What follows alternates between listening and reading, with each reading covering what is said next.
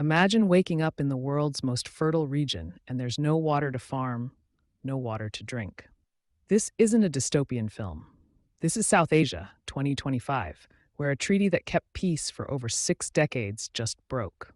After the bloody partition of 1947, the two new nations, India and Pakistan, inherited more than just trauma.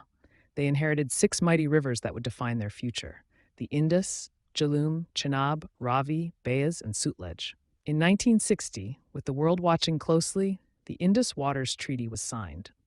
Brokered by the World Bank, it gave India control of three eastern rivers and Pakistan control of the three western ones. This treaty was more than water sharing. It was the foundation of peace. Even through wars, border clashes, and Kargil, the taps never stopped flowing.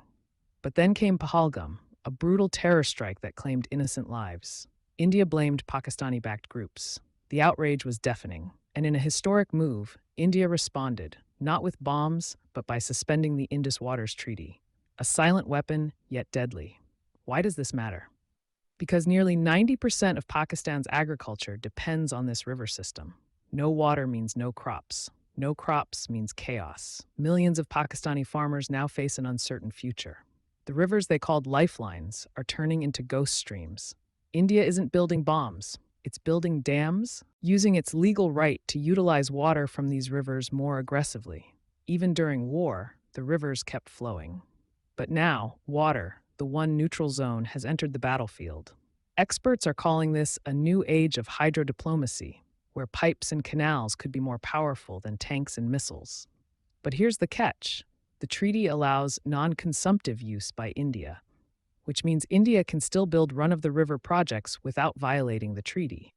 Globally, water is already the most contested natural resource. From Ethiopia to Syria, river politics are brewing storms, and the Indus just joined that list.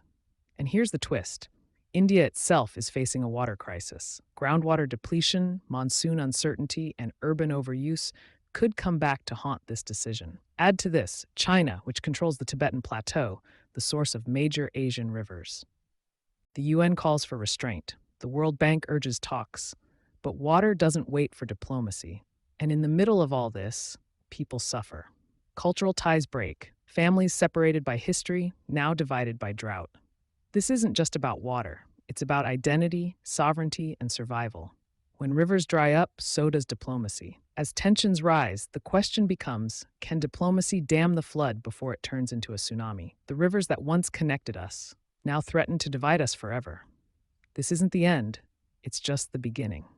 Watch the next short to find out, can a water war trigger World War III?